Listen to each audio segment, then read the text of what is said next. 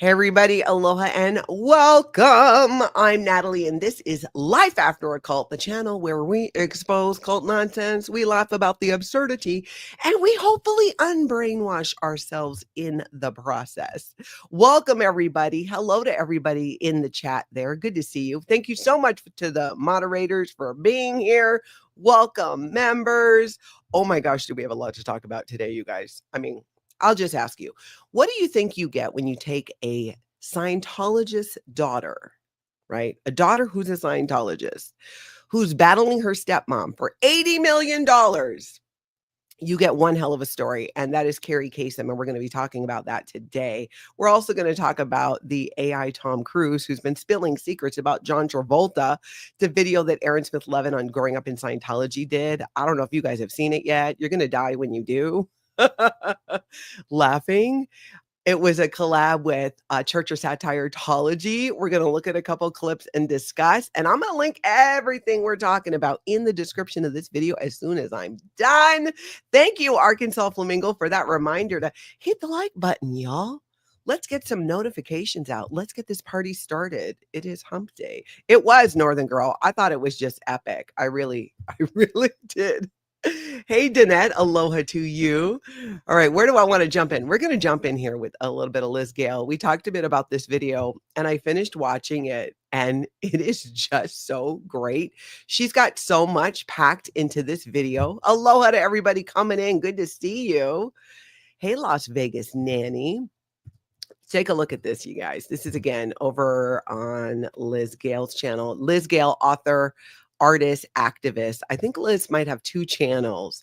Now, she did this video sharing about Stephen Fishman, and this is a person who might be new to many of you. Maybe not. Hey, Kayla. But it is so chock full of goodies. Listen to this clip. One situation which is very easy to do. Go down to any cemetery and put out a flow to someone trapped in their dead body. So, you know, if you have, whether it's strangers or people you know in a cemetery, you might want to pay close attention to this, because I feel like he's about to tell us how maybe we can free these people without even doing Scientology auditing. We don't have to involve, you know, body thetans or anything. So let's finish listening to this. And you can actually get them on their way to the Between Lives area. Yeah. I told you he was going to deliver, you guys. I knew it. Okay. Go to the cemetery.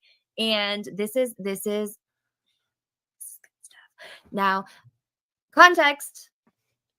Absolutely. I was raised with this belief. We had a ghost in our house when I was a kid. Yes. And the solution was, okay, I know it's not a cemetery, but same thing. My mom went to the ghost and was like, because she is a top trained auditor, what she said impinged, right? Like she had that power. So she went to the ghost and she was straight up like, because the ghost was not in present time. She needed to get the ghost in present time. She was like, come to present time. So the ghost was like, oh, in the now. It's like one situation which is very. This is something that Liz Gale is spot on about. We had this happen in my family as well. We had a ghost. It was Hawaii, 1980 something, in the early days of MTV. And things would happen in the night. We would hear walking as kids. We would be home alone because my parents and my mom and grandpa dad were usually out at a bar. And we could hear like walking in the hallway, and glasses would fly up out of the sink and fly across the room and break. It's just weird, just bizarre. We had no explanation for it. It was really scary as a child, honestly. We were traumatized by that. And the solution, that was the same thing. It's my mom, who's a Scientologist, my grandpa dad, who was operating Thetan level 3. It was like, they just needed to get in communication, get in calm with those beings and let them know it's time to move on. And because it's Hawaii, they also put tea leaves with Hawaiian salt in the hallway, which is also supposed to help get rid of any evil spirits. I don't know. Hey, Aaron at Growing Up in Scientology. Good to see you. We're going to get into later in this video, your Tom Cruise video. It was to die. Hey, Farrell Cheryl. And did I see George going by too? Liz Gale, I'm so glad you're here. Oh, and thank you for the reminder too. I forgot to mention that there is a question of the day today. So if you've not answered it, the question of the day is, what's your wildest theory about why Scientology is obsessed with building shrines to L. Ron Hubbard? That's something we're going to talk about more. So jump into those comments. Liz Gale says, we all had ghosts. I had no idea we were such a pro-ghost Scientology community. Isn't that crazy? I feel like it's something you don't always talk about, that, having ghosts. So drop in the chat if you had ghosts in your house growing up or as an adult, and if you're on the replay, I want to hear about your ghost experience, because when you get people talking, you start hearing some things that make you go, yes, not today, Satan. Get the sage. But I want to hear about your experiences. And thank you, Liz Gale, for doing that video. I'm going to link it down below. You guys got to see the whole thing. Now, you know who else is stirring some things up and reminding us and bringing some things to the surface about in Hollywood, the ties between Scientology families is crazy. And I've always wanted to sit down and chart it out. I just haven't had the bandwidth to do that. But Coffee and Cults did something very close to that. She did this outstanding video called Everything You Don't Know About Hollywood's Hidden Scientologists. I thought it was fantastic. Let's look at a clip and let's discuss this. Let's talk about it. These Scientology second generation celebrity friends, they obviously have like a dating history together and everything like that. I mentioned in my last video, like Laura Prepon and Ben Foster, even though Ben Foster claims he's not a Scientologist, but along with all the other dating history, there is like the marriages to like Ethan Suplee and Juliet's sister. And another one that I mentioned in passing earlier is Marissa Ribisi, who was married to the singer Beck, who is another. Now, this is a lot to track, you guys. If you really chart it out, the number of Scientology families in Hollywood that marry those families together, I feel like there's a lot. It's such a rabbit hole. And I think y'all should go down this rabbit hole because I found it fascinating. I knew about some of this, but here's how it ends up being for me. As someone who's a former Scientologist, I knew of a lot of these things, relationships and families. But when I was in Scientology, I didn't see it as being weird or odd. I thought, well, of course, and how great that they're getting into Hollywood and, good for them, except for the whole promoting and sharing about Scientology. This really, I don't know, it gave me goosebumps. Some of these ties are like, and it really makes a few things make sense if you followed any of the news about Scientology celebrities, how they're tied together. Oh, so you guys got to check that out. I am going to go ahead and link that below. So let's see. Let's jump on over because she's got, wait a minute. Did I grab another clip from there? I did. Okay. So, oh, wait. Natalie, slow your roll, girl. Just take a deep breath. I didn't even finish this clip. I need to slow it down. Let's finish the clip. Another born into Scientology, raised in Scientology, but he now also does claim as of 2019 as well that he is no longer a member, although there are a lot of people who, especially like ex-Scientologists and people that are in the know much more than like regular people, they have all said that they do not believe that he has left the church. So that's back. And personally, I have no reason to believe that he hasn't left Scientology, but I don't know if anybody has insight or you have an opinion about that. Let me know in the chat or tell me in the comments. Because back from what I've read really kind of made it sound like, oh, that was like, my family did that. And that could very well be the truth. A lot of the second, third generation Scientologists can grow up in Scientology, but if their parents aren't, what degree is it being pushed on them? What degree are they being involved? And many of them in Hollywood, it would seem, some of them, they really didn't do a ton of Scientology. I don't know how far Danny Masterson got up the bridge to total freedom. So I don't know.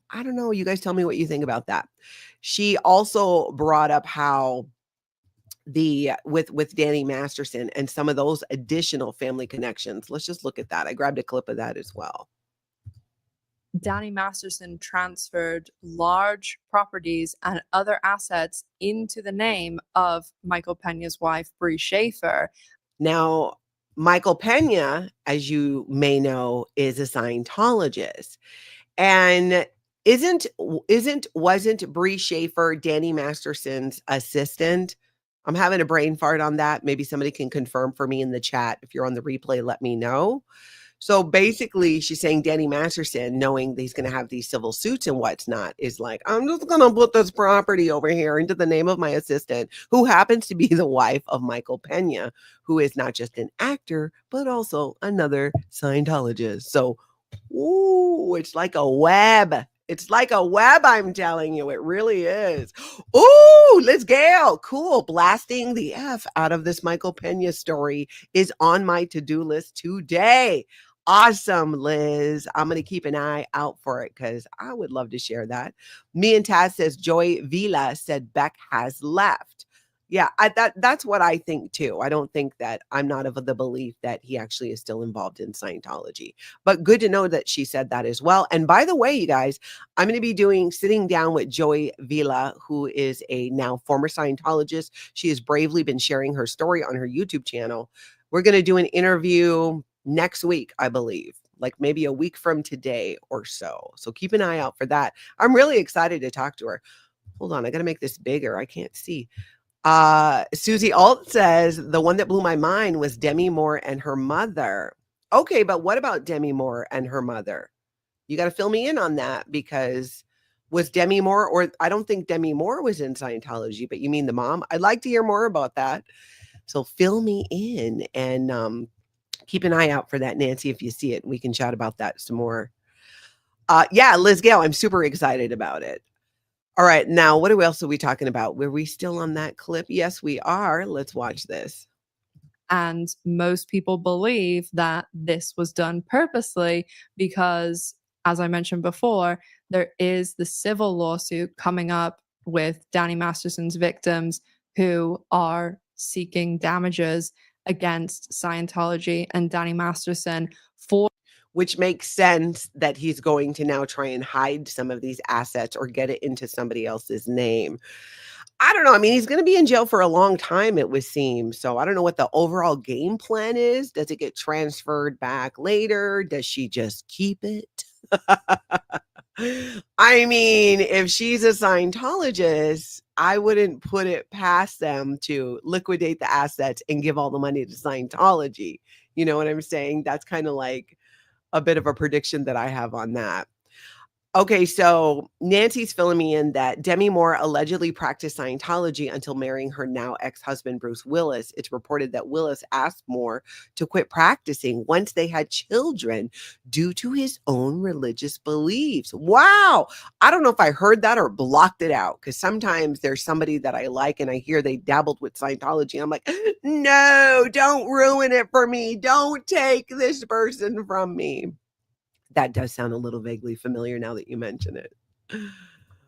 All right, let's finish watching this. Or specifically, what they had to endure during the trial, all of the harassment and all of the horrible things that they did. Most people, if they've heard anything about this, probably heard about their pets being killed and just like horrible, horrible situations, because those three victims and their families were absolutely tortured throughout that trial.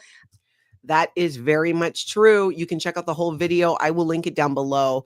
Coffee and Cults. Ash has done quite a few videos on Scientology and Scientology celebrities. And if you haven't seen them, go check out her channel, because she hits it out of the park on a lot of them. And I think you'd enjoy it. Let's see. There's something I saw that now I forgot what it said that I was going to share. Tim Greenglass says, Beck, Laura Prepon, Jason Lee, they leave but never speak out, which makes them complicit with the cult of Scientology. I've thought a lot about that, Tim Greenglass. That is a question that I've wondered myself, and I don't really have a full answer for that yet. Tell me what do you think about that? And if you're on the replay, jump in the comments and let me know. If someone is a Scientologist and they leave, but they don't then speak out, right?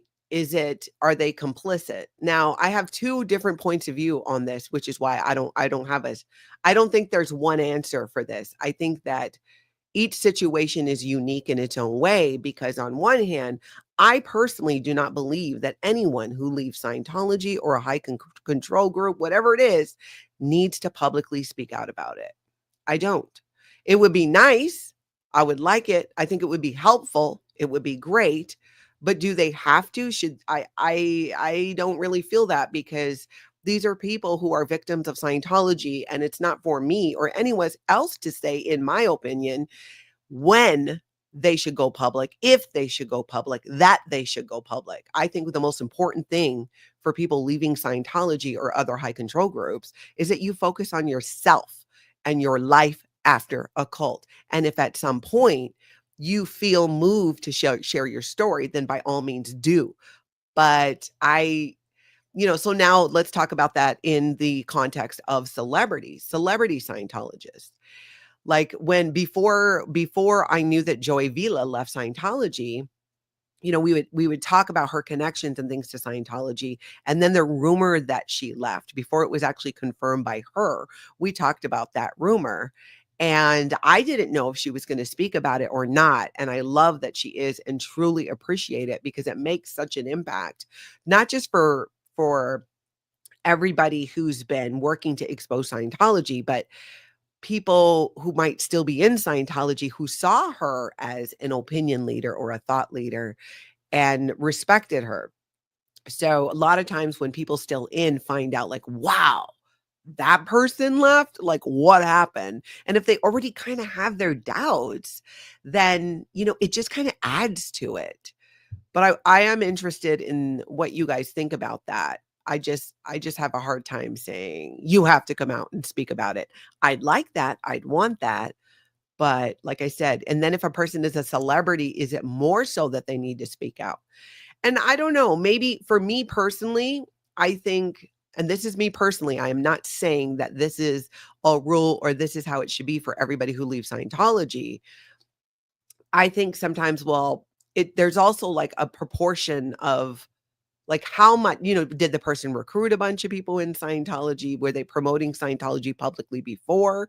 I did for a while. Well, actually, Scientology's front groups, when I was in Scientology, the Foundation for a Drug-Free World, before I found out it was a total scam, which I found out before I even left, as I was like deciding to leave Scientology.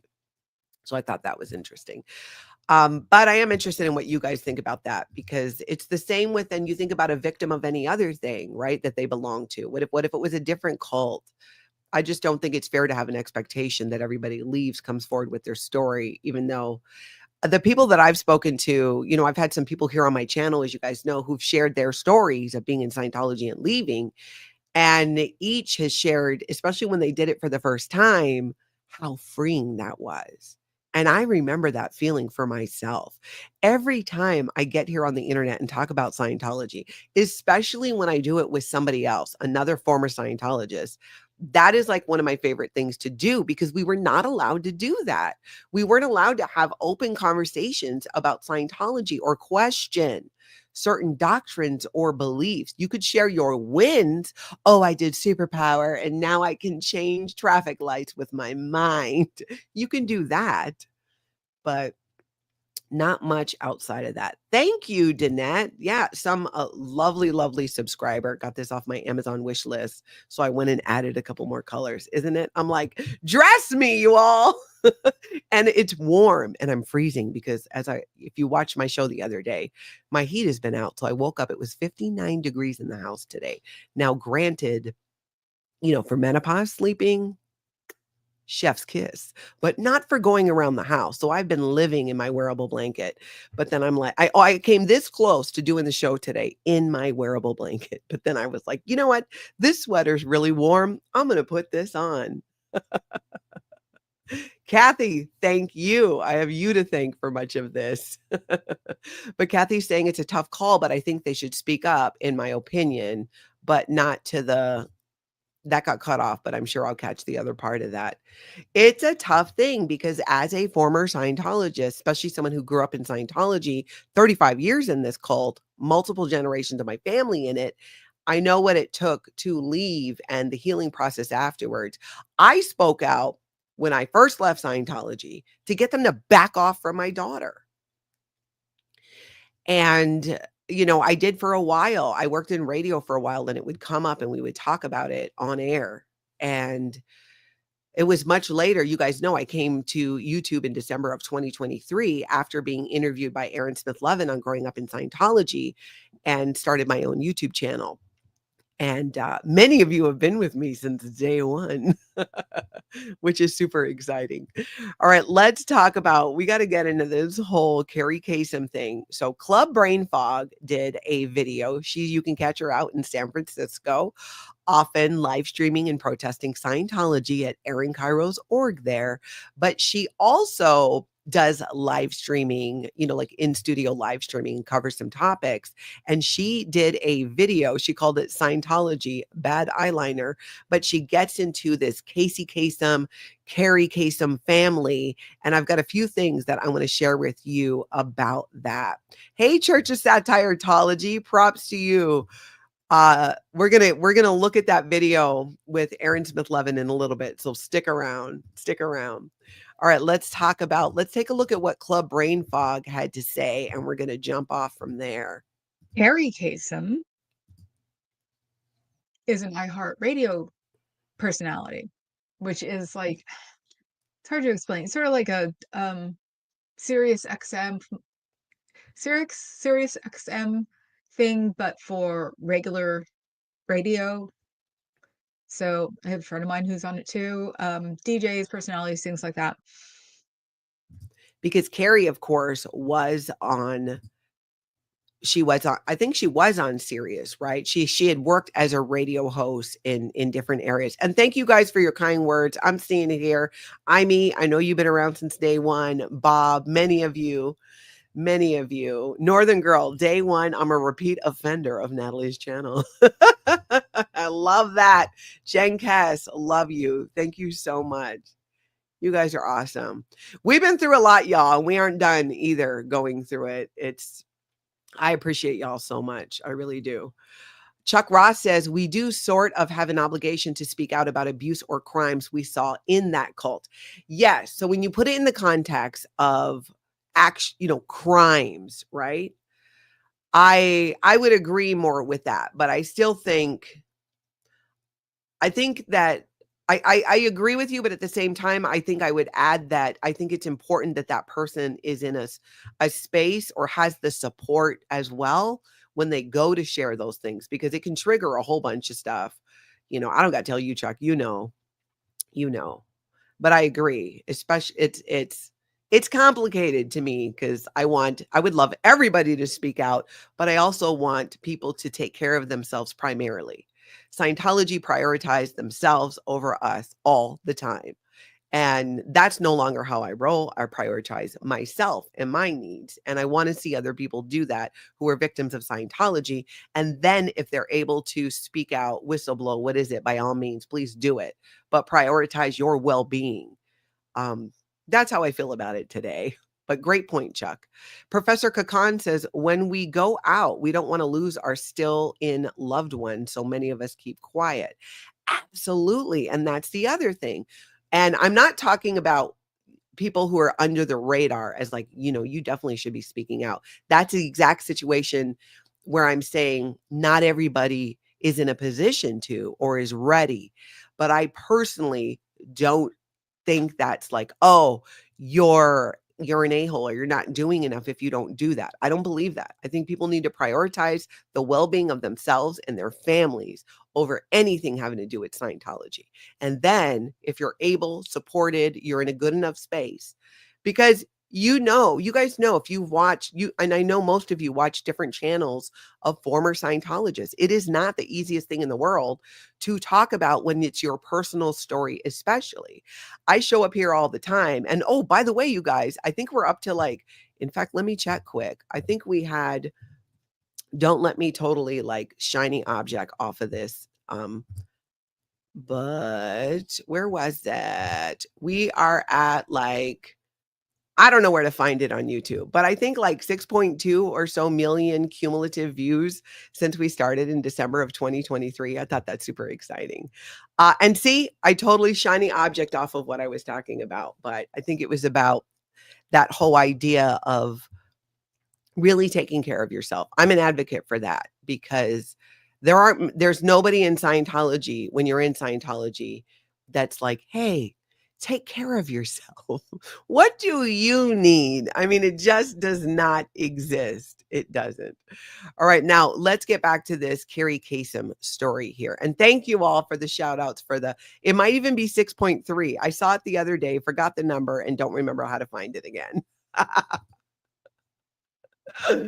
I've only been on YouTube for a little over a year. I'm still learning the back end of things. Thank you, Kayla. I'm glad you have no regrets there and that you are still here. I appreciate it so much. Tulip 2 says, for me, getting the word out about Scientology abuse, I think would help me heal. Yes, that is, in my opinion, it does. That's been my experience, and it's been the experience of many people that I've spoken with and when I've shared their stories. I completely agree with that. And for anybody who's a former Scientologist, if you do want to share your story or even just talk about it, reach out to me, Natalie at lifeafteraccult.com. I talked to multiple people, some who want to share their story, some who I have even talked them out of it until, it's very important to me that people are truly okay, or at least have the support around them going into that. And for some, it's, there you get the wild card. Like me, I left Scientology and I was like, David Miscavige beats his staff. I mean, I went public, but again, because they wouldn't leave my daughter alone. They wouldn't leave my family alone, which, by the way, we should wake up the Office of Special Affairs right before we get into this Kerri Kasem story, because they should know. And I also want to show you, we're getting a head start. Somebody sent me a lovely outfit for Dave in advance of Pride Month, which is coming up in June. And yeah, look at David Miscavige's little Pride outfit. I think it's absolutely cute. Love is love.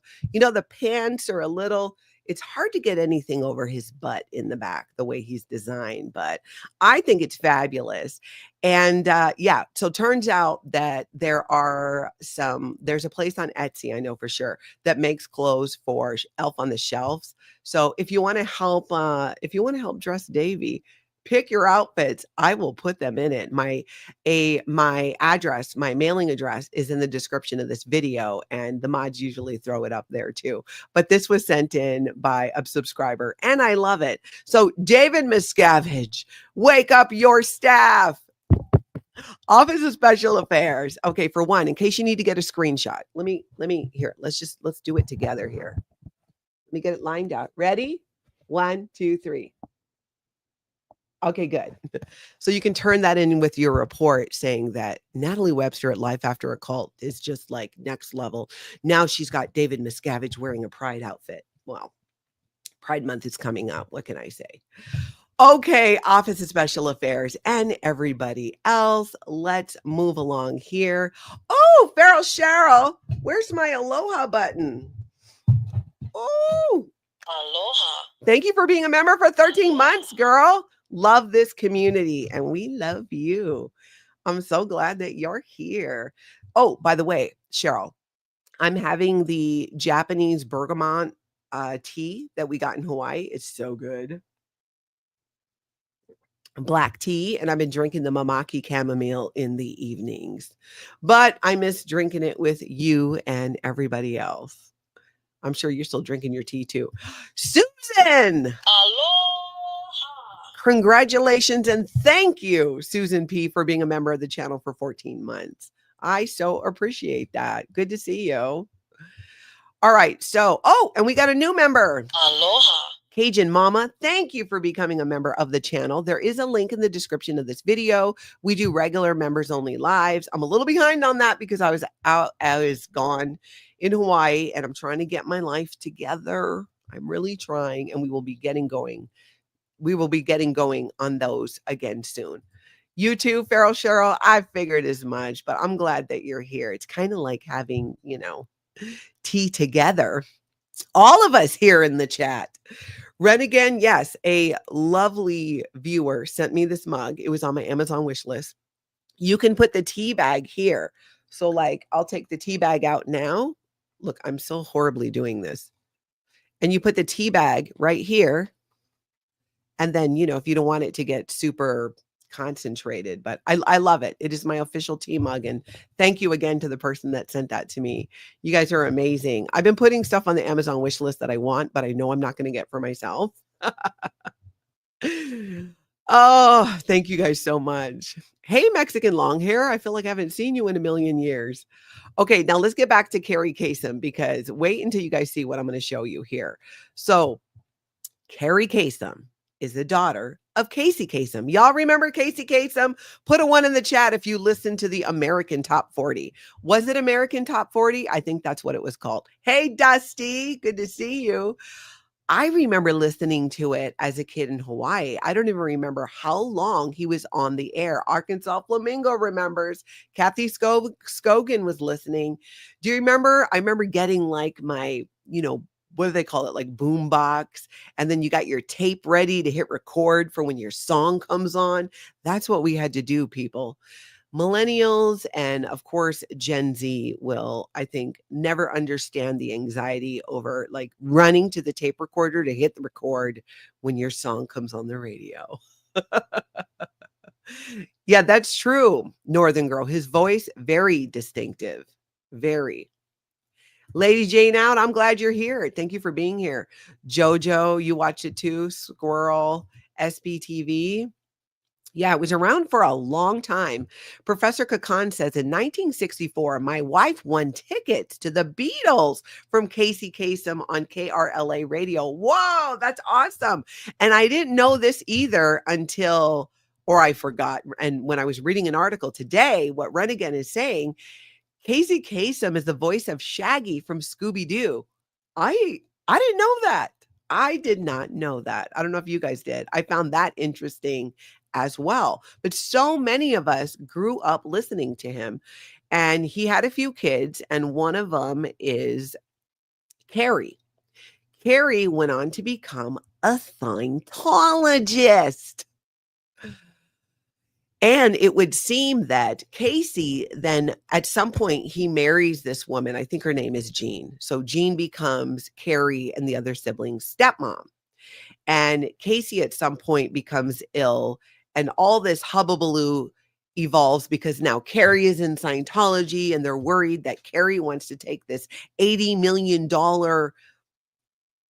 estate and give all the money to Scientology. That is kind of the line that her stepmom was putting out.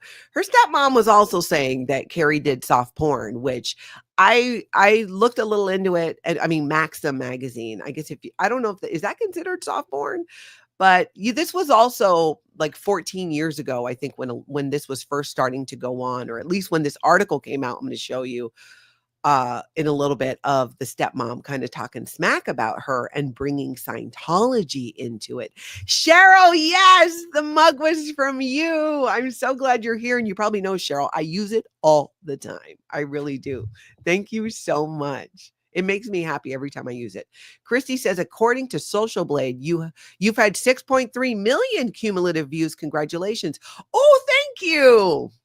I knew it was over 6.1, but I couldn't remember 6.3. That's awesome. Thank you, all of you. All of you make this absolutely possible. So Kerri gets into Scientology, and then at some point, Scientology decides to kind of like, they want to have her back. And the United for Human Rights, Making Human Rights a Fact website put out this bizarre article about it. Because it's like, what does that have to do with her trying to get this $80 million and the stepmom being like, get your grubby hands off it. You're not going to give it to Scientology.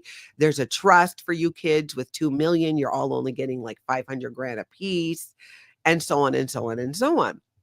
So look at this. This is from Scientology, right? This is on United for Human Rights. This is a Scientology front group. Kerri Kasem fights for the rights of family. Radio host Kerri Kasem, daughter of Casey Kasem, shares her personal story and struggle to get human rights guaranteed. People think human rights violations are in Timor, Rwanda, and Iran, but there are human rights being violated every single day. And of course, Scientology would know that, right? We know they know this because they're doing it themselves. All right, back to the article. Here in the United States of America says, oh, wait, back it up. But there are human rights being violated every single day here in the United States of America, says Kerri Kasem. She's an ambassador for United for Human Rights. So, that Scientology front group, which is under the Citizens Commission of Human Rights.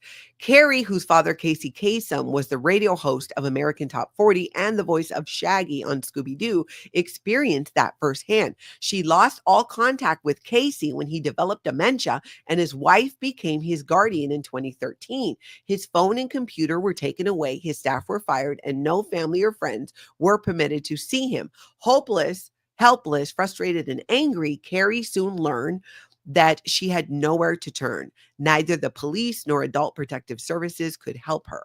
I realized there were no rights for adult children to see their ailing parents, Kerri says. Now, keep in mind, too, I get it, right? It's not, when somebody is sick, in any situation where, money is involved, people just get weird. It just seems to be, especially in a family. So, but here's Scientology putting out an article throwing shade at her family, which I find very interesting. And the isolators did not even have to tell the adult children whether their sick parent had died or where they were buried. My father's right to family, right to live in freedom and safety, and right to be free from torture were all denied him. Even in death, my stepmother violated my father's rights, his right to nationality, by burying him in a country he'd never been, where he had no family, when he was born and raised in the United States of America and wanted to be buried here. So I don't know what that's all about, because it's like, well, were you having a relationship with your dad? It's just like when money gets involved, people get crazy. And it seems that the family was concerned that if Kerri had access to the money, she would give it all to Scientology. So then here's Scientology throwing shade at the family on behalf of her. Why would they do that if they weren't trying to get a payoff? What is it to Scientology that this family is having this issue and you want to turn it into this human rights issue, which I'm not saying the issues she's bringing up are valid when it comes to the elderly and care, right?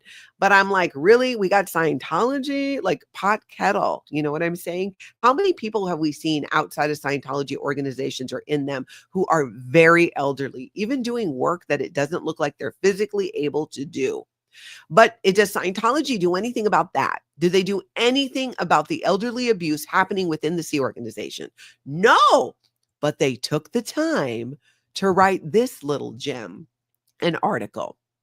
I knew I had to do something, she says, so I began by creating the Kasem Cares Foundation and started traveling across the country, educating others on their fundamental human rights and fight to make those rights a reality through legislation. Kerri got the Kasem Cares Visitation Bill passed into law in California.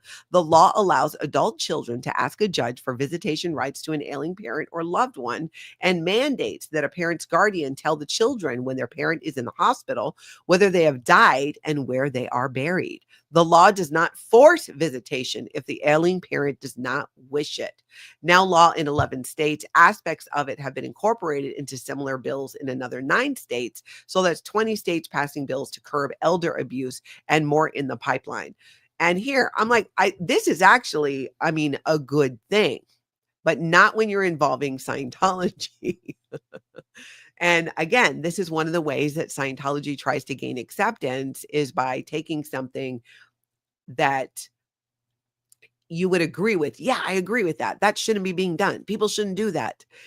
And making it about, Scientology, trying to position themselves as the people who are actually making it better or trying to improve a situation, when really this was, in my opinion, being done to fight back against the stepmom and try and get hold of the money.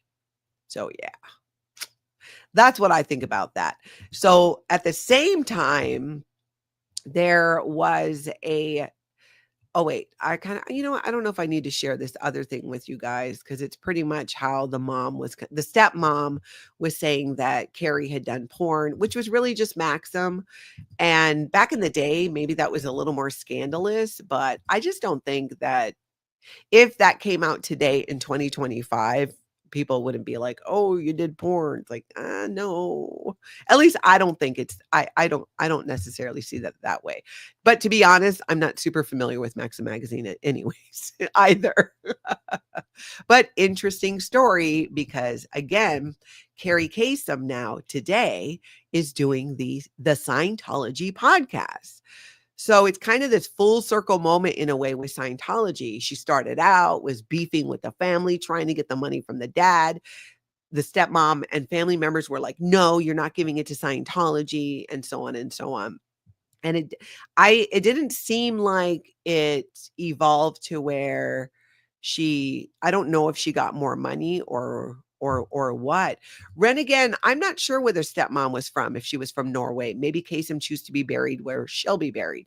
That is an excellent point. My Tony is that's a great example.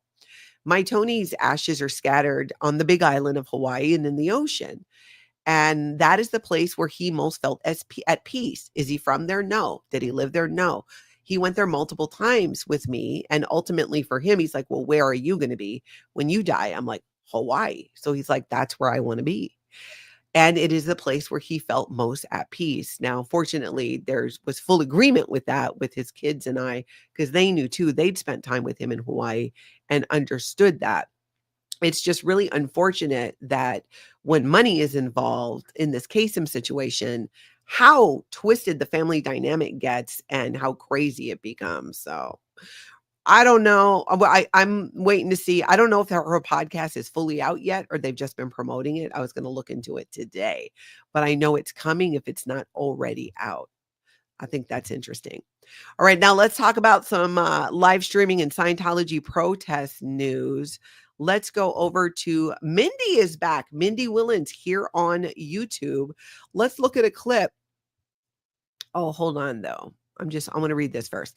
Animal Audit Corner says, I knew that her stepmom and her would argue, but I didn't know that Scientology was involved.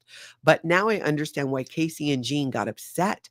They put their foot down and said no to her. I think that's what happened. I think she tried to get more money because she was in Scientology. I mean, it's kind of how it goes. You need that money. Okay, before we jump into this, we need to acknowledge that it is Candace, aka Mark Barker's birthday today. And I think my happy birthday thing might be fixed. So let's see. That's a long name. How am I going to shorten that? Hold on here. Candace, aka Mark Barker's birthday. Okay, let's just go with Candace. Okay, let's go with Mark. So it's going to be happy birthday, Mark.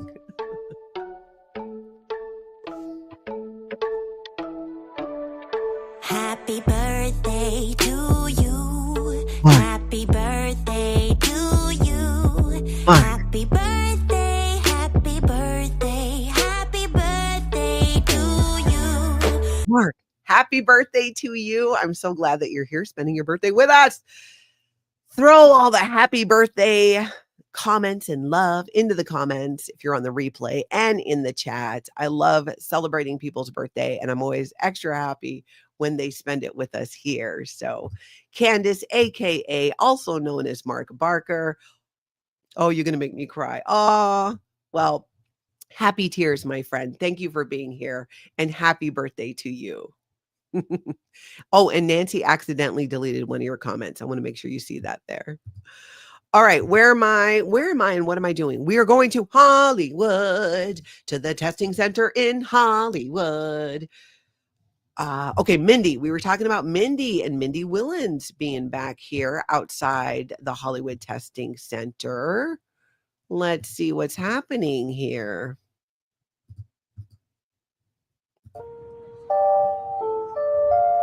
What does that say? Scientology won't answer questions about Scientology. Question about Scientology. What happens if you to make a private phone call and you don't want anyone.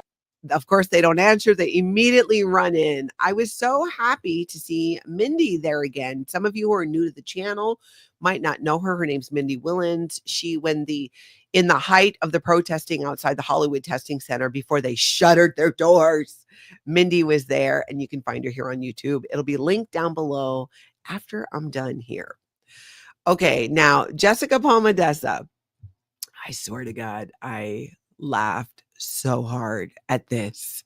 Jessica Palmadessa is someone who has to go undercover if she wants to catch the Hollywood Testing Center with the doors open. And let's see here. Look at this. She had a very interesting costume. Time I passed the Scientology building, they completely shut down. I'm talking the windows fog up, and the recruiters literally get beeped to go inside when I'm near. The beeper's going off! So today I'm going to try walking up in a disguise. Now I see your guys' comments. A lot of you guys are wondering what I've done so bad that that's how they react as I walk by their building. But this literally all started just because I would walk by with the camera and ask them questions. And it's gone to the point that anybody that walks by with the camera now gets the door shut in their face. I'm not sure how they think that acting like this looks normal to the public, but that is a question we've been asking over and over again. But as we know, Scientology doesn't really care or focus on what looks normal. But nothing they do is normal. So anyways, as you can see, the building is open, windows are open, doors are open. So I walk behind the tour bus, heading to the crosswalk. And within a minute, the building's already shut down. At this point, I'm kind of just convinced that they have a tracker on me. But yeah, if you don't believe me, just walk up with the camera and try and ask them a question. Anyways, follow for part 2, where I'll be taking my disguise over to the Scientology compound and see if we could get any of the members to finally talk to me. And now I'm going to head back to my car and hope that they didn't slash my tires again. Allegedly, of course. Because why would a religion be known to stalk and harass members that escape, critics of the church, people that question their beliefs, and even journalists, right? Every time I pass the sign. Wow. And I did hear that allegedly that, well, she had her tire slashed. And, you know, the suspicion, of course, is that it was Scientology because they have a history of that. When I first left Scientology and was public about it, I was getting some acupuncture and I had a hang-up call from a Scientologist and I went outside and my tire was flat. And I thought, okay, I got a flat tire. Took care of it. Go to the tire place. They're like, yeah, it looks like somebody like punctured your tire, right? Like with a knife. And I'm like, oh, weird. Because that would be a really weird nail to run over that was shaped like a knife. And then I thought, could I have run over a knife? No. All right, whatever. I go about my business. I get it fixed. A few days later, same in my tire, same tire, except it's the new tire that I replaced. So I don't know. Was it Scientology? Could be. Don't know for sure. Can't prove it, but that's what happened. All right, now let's take a look at William Good's behind the scenes video about what Jessica Palmadessa just did. Because I laughed so hard, I almost peed myself. Fortunately, I had just gone to the bathroom. If I didn't, I would have peed myself laughing, at least a little bit. Because this was hilarious. His laugh is just, it's just gold. Watch this. Oh, she didn't see. How's it looking? You good? The glass is bringing it? Better? Where are you coming from? Okay. Oh, God. Oh my God, this is the funniest shit I've ever seen. Everybody in the show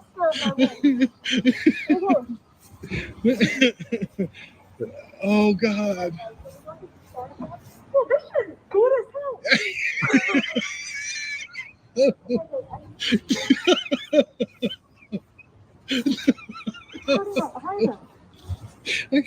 His laugh is just the best. I can't stop laughing. Oh my God.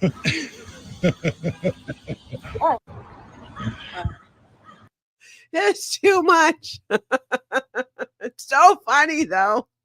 Oh, I loved it so much. Shout out to Jessica Palmadessa for just making our day with the laughter there. And Scientology Audit, Streets LA, William Good as well. That's right. This is good as hell. I agree, Arkansas Flamingo. We all need to mark this and watch it when we need a little lift. Oh my goodness. I agree, Animal Audit Corner. That door at the test center is dangerous. Someone's going to get hurt one of these days. No doubt. My guess is it's going to be a Scientologist trying to dodge into there. Because I don't know if the door will stop trying to shut if you get hit by it. Like, I don't know. I don't know. Lady Jane out. I'm so glad. Good to share a laugh with y'all and streets. Yeah, we need more laughter. Okay, and then Dan Walks LA was out there catching the dude we see out there all the time. I don't know if this guy is staff or in trouble, but he gets beeped to run in and he obeys and he's out there quite a bit. Check this out. Right? That guy there. I don't know who he is. He's out there, you know, I mean, it's embarrassing. I would hate this job. I would absolutely hate this job. So he sees Dan Walks LA and he, of course, just goes inside and everything gets shut down. So good to see Dan Walks LA out there as well. Thank you, Dan, for capturing more of the crazy happening at the Hollywood Testing Center. I don't know what's happening. I don't know what's happening. All right, where am I at? Let's go to, Chicago.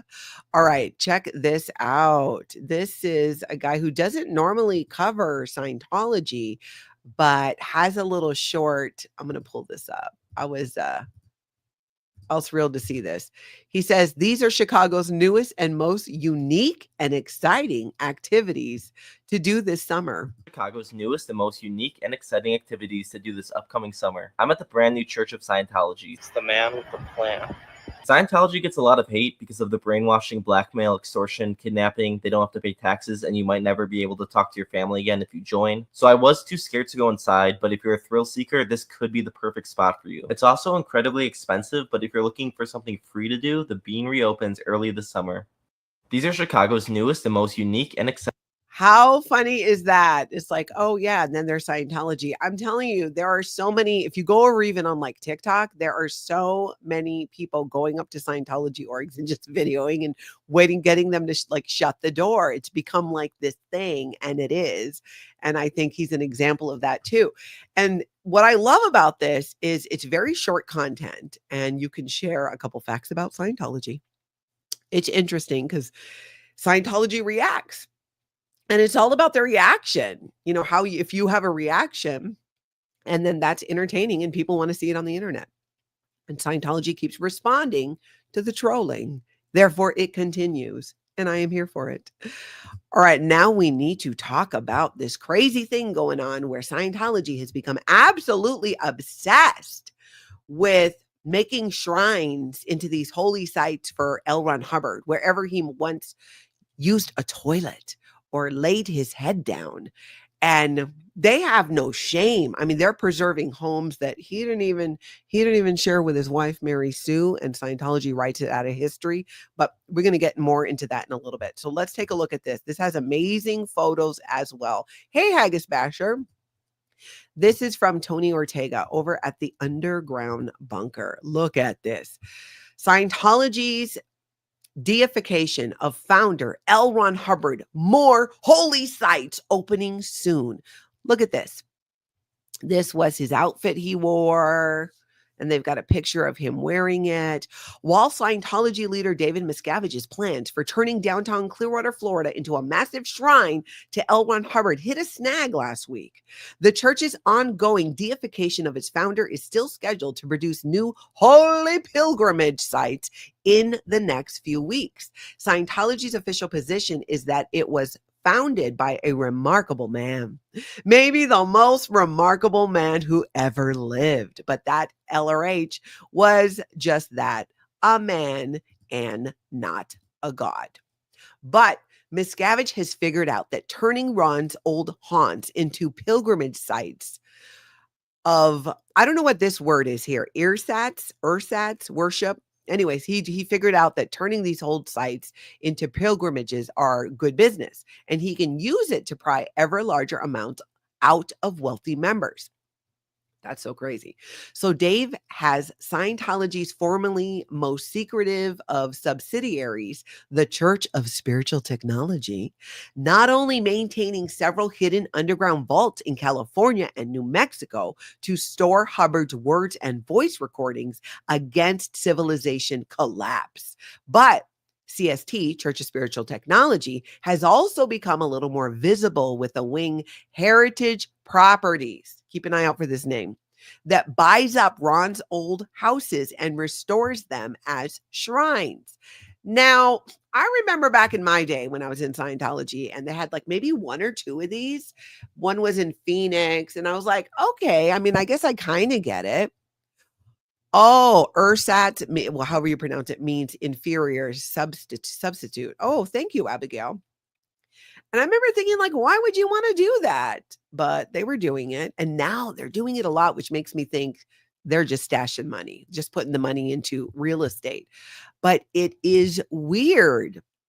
It's weird. Even as a Scientologist on my best day, as I like to say, I didn't think that this was a great idea. I didn't understand it. Why would we turn places L. Ron Hubbard lived into like these shrines and museums? We don't worship L. Ron Hubbard. Like, we're not supposed to. That wasn't the idea. Why are we then doing this? But then I left Scientology, and then they continued to still do it anyways, despite my advice that they stop. I don't know why they don't listen to me. So last month, the underground bunker found out that they were having a grand opening at a house in Elizabeth, New Jersey, that Ron and his second wife, Sarah, and their newborn Alexis were renting in 1950 when Dianetics came out, and where Ron first put out his shingle offering courses in Dianetics therapy. And at the LRH birthday event in March, Miscavige revealed that 2 more holy sites are opening up soon, and the church put out photos of them. We thought you'd want to see them, and we'd especially like to hear from former members how you think these places are going to hit Scientologists. First, let's look at this one, Elizabeth Place on Aberdeen Road, that had its grand opening in April. So this place has been fully restored. And I kind of was just answering that question. And my former Scientologist, and even my never in Scientology, but all in on ending this cult, let me know what you think. As like I was saying, even when I was in Scientology, I wasn't comfortable with this. It seemed like a weird thing to spend money on. One, okay. But multiple? What are you doing at that point? What is the point? So you look at this one here, right? This is the one at Aberdeen, and it stands exactly as it did in 1950. Cedar shingles, long buried under white aluminum siding, once again gracing the facade. His Ford Deluxe Woody wagon has likewise been returned to its original glory. Here you can see the inside of the home here. I wonder how close they got to actually how it looked here. So the Aberdeen Road Landmark site has become the nerve center of the Dianetics movement. Here, the first ever lectures and trainings of Dianetics auditors took place. Scientology says about these looks inside the house. So I guess that's why they're like, oh, we got to preserve this, because this is where some of the first Dianetics auditing sessions happen. I just got a problem with this. I had a problem when I was in Scientology. So this isn't just me, a former Scientologist, being jaded. It's just, I think it's weird and strange to do that at multiple locations. And it does create this feeling like you're somehow, L. Ron Hubbard is this deity, which I do not believe. Kathy Scogins hit the nail on the head. Money laundering at its best. Allegedly, it's my opinion. That's my suspicion as well that I share with Kathy of what I think is happening. So the Elizabeth House opened in April, and Miscavige indicated that sometime this month in May, Church of Spiritual Technology would be opening another house that's been restored, this time in Phoenix, where Hubbard was spending time in 54. Ooh, that actually looks nice. Is that a rendering? This unique prairie-style heritage site on Osborne Road, which Elleridge described as a beautiful place, was designed with rooms wrapped around a teardrop swimming pool. Today, it stands fully revived as it was in 1954, when Elleridge forged history from within its walls. Oh my gosh, this is triggering. Oh, Oh, I'm not even joking. Ah, make it stop. My former Scientologist, you know exactly what is throwing me into the deep end of craziness here. Oh, if I never see another one of these reel-to-reel tape things again, I will be happy. This is how we had to listen to L. Ron Hubbard lectures in the 80s. We had to learn how to put this thing on and put the headphones on and listen to it. Oh God, I swear to God, I'm feeling nauseous. I need to keep it moving. Here's the pool. I'm going to link this down below. There's really cool pictures so you can see it all. Is that a bear on the wall? Why would there be a bear? Is that Phoenix? Oh, there's one of his cameras. Anyways, oh, there's a great picture of him. But I love this part here. And in the meantime, we'll patiently wait for Scientology to restore and open up Ron's final destination in Central California. The RV, where L. Ron Hubbard spent, his last remaining years. Oh, Arkansas flamingo, that's not a bear. Their tails are not that long. Good point. Good point. Still, I don't know what it is. It's just weird. It's weird. It's weird. It makes me uncomfortable. And I genuinely feel nauseous now after seeing that tape player. God, those were not good memories. Oh my God. Does it matter to you? Not to me. Had one of those in the living room on the stereo wall. I guess they had a use outside of Scientology. That's just all I ever knew it for. So does it matter to you? Were there reel-to-reel tapes that Scientologists could take home? Is that why you had it? In my day, I remember reel-to-reel, but then there were cassette tapes afterwards.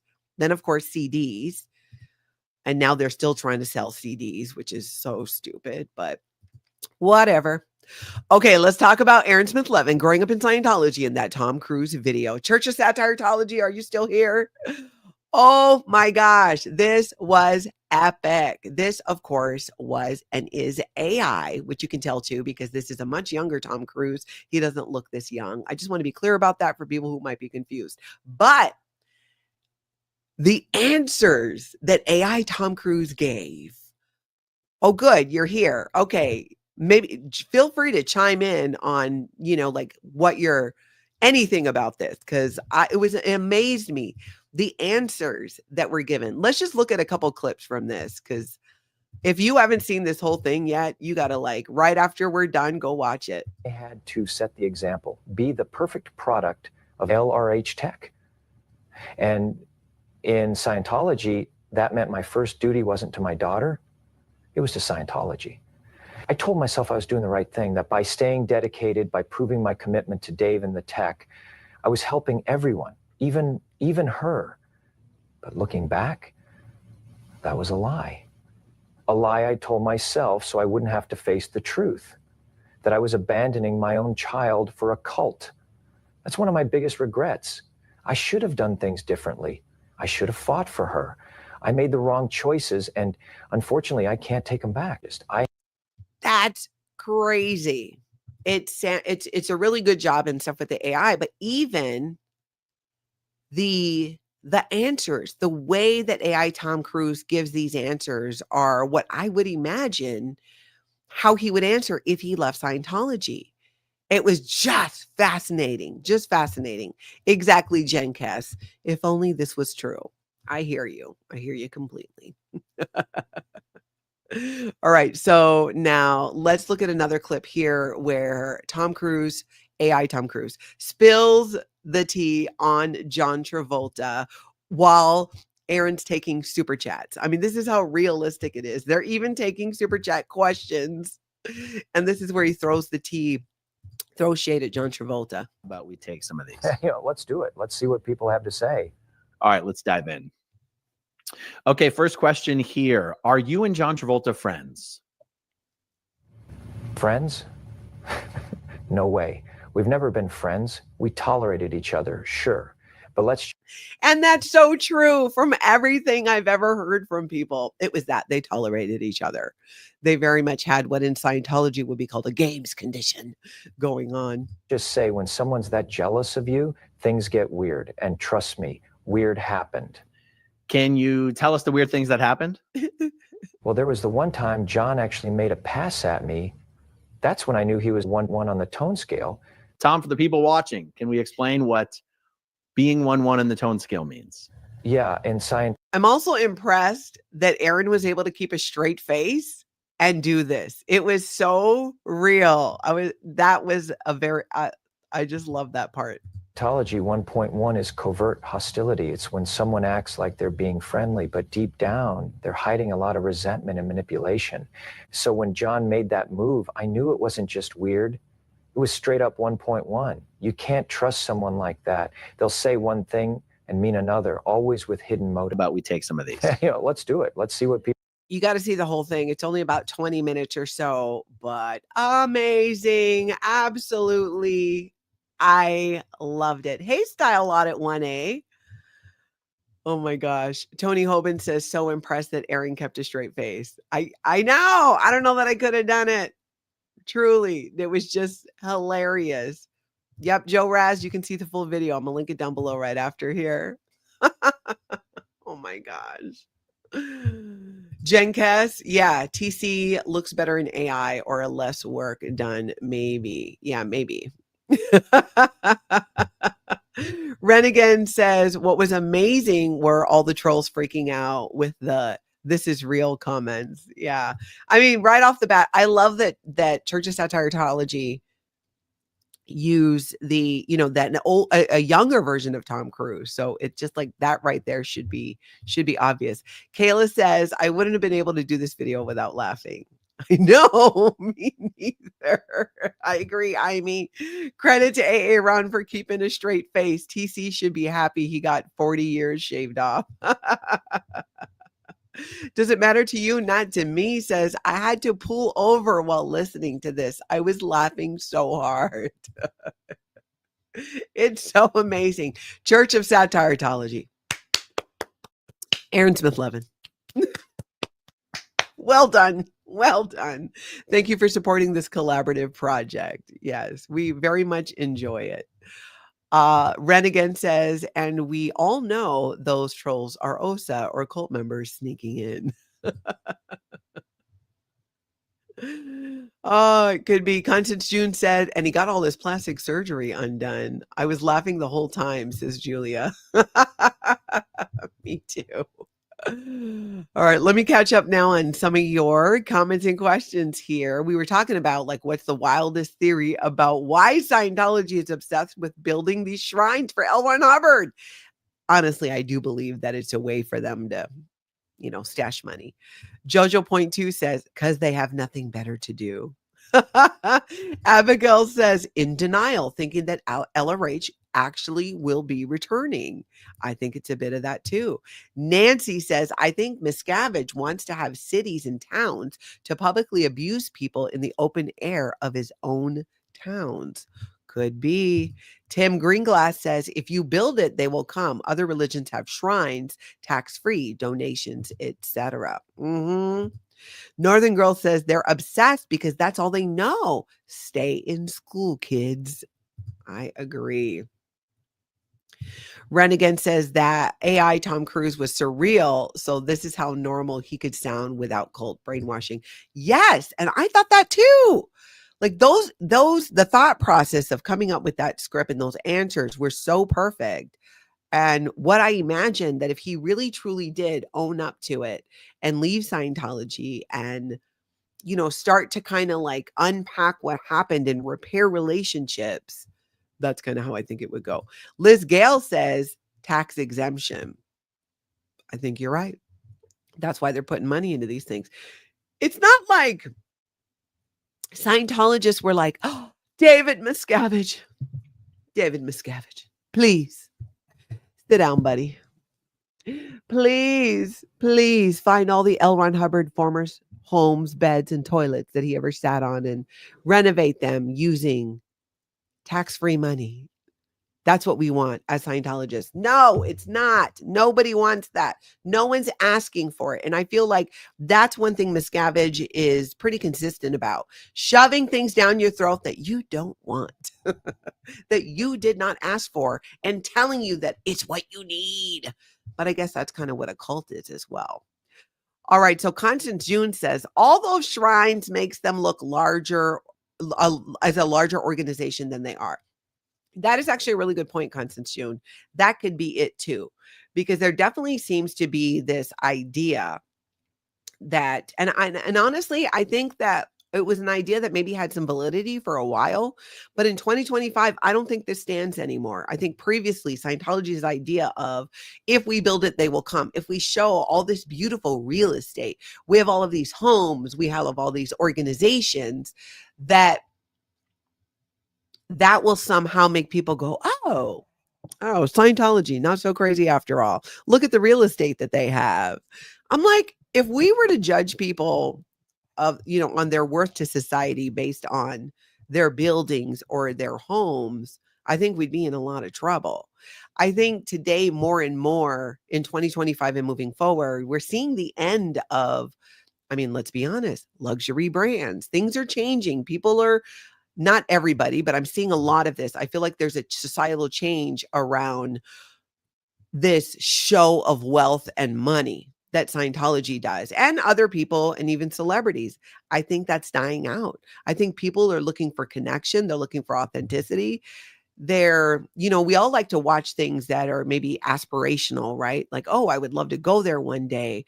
But the overshow, the pompousness of it, that the way Scientology presents themselves in this way to show, look how successful we are. Look what we have. Look at our physical things. That doesn't mean anything. Nothing.